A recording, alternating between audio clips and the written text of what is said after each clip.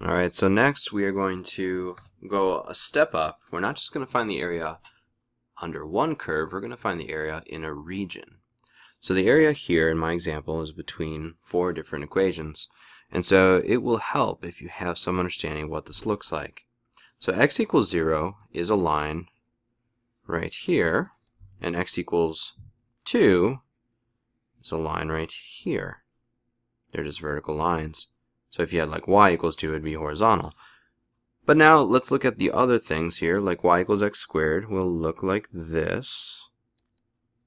And then 8 minus x squared. That means we're going 8 up, and we're having a parabola go down this way.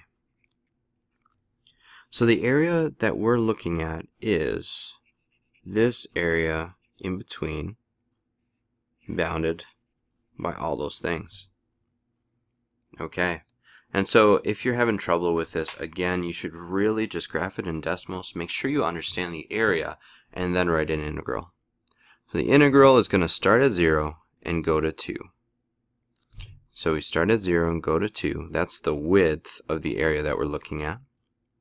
And then we have to think here. We have 8 minus x squared on top, and we have x squared on bottom. And if you were to look at specific heights between them, you would subtract the heights to find like the total length between them. So in this case we are doing 8 minus x squared, which is above, and taking away x squared, which is below, and that's what we'll integrate over. Okay, now this really is the same as 0 to 2 of 8 minus 2x squared dx. I just combined like terms here. Okay, so this is going to be the same as if we do the antiderivative from 2 and subtract the antiderivative to 0.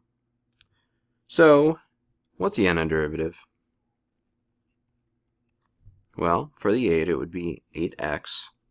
For the next one, we would have x cubed, and it would be 2/3.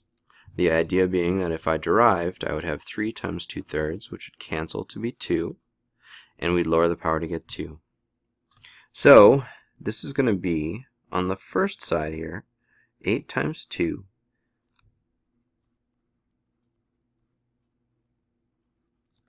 Figure all that out, and then subtract the same thing with 0 plugged in. Okay? And this should be a 0 over here. So 0 cubed. Alright, so on the right side, we're lucky because this is all going to turn out to be 0. So let's just figure this out. This would be 16 minus, now 2 cubed is 8, and 8 times 2 is 16.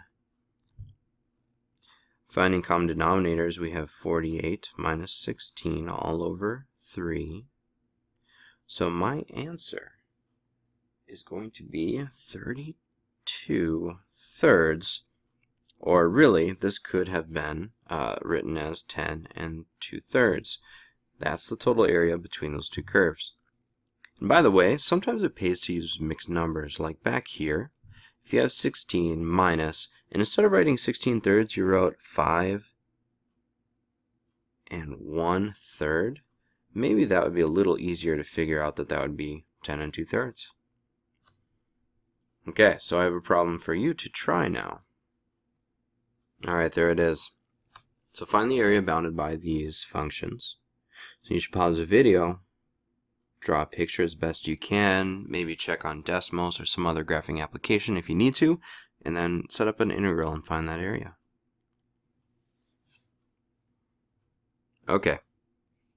So the picture is going to look something like this. Y equals 3 is this line right here.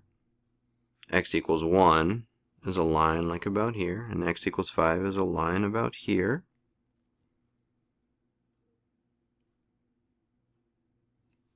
Alright. And so x squared plus 4 is actually going to be up here going like this.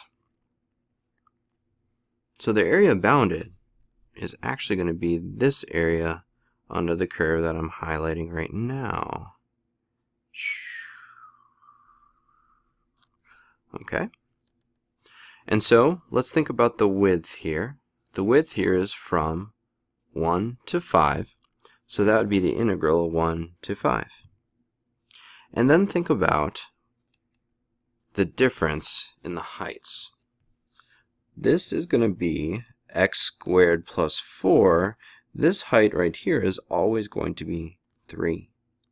And so we're going to take x squared plus 4, or take away 3, which really, in the end, is the integral from 1 to 5 of really just x squared plus 1.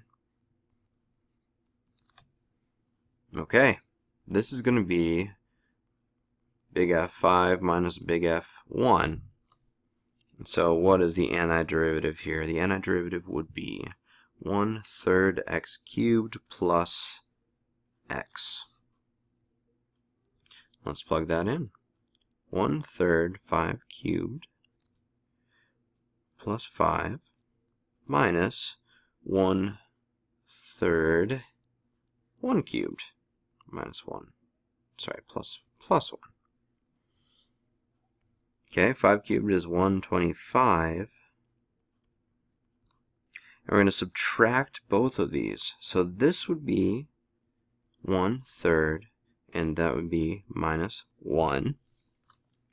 And to make this a little easier to compute by hand, I'm going to think that, well, 41 goes into this.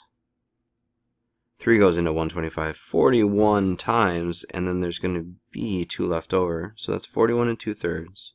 Plus 5 minus 1/3 minus 1. And this is a little easier because 41 and 5 and a minus 1 would be, well, 45, and 2/3 take away 1/3 is 1/3. Okay, so our answer here is 45 and 1/3.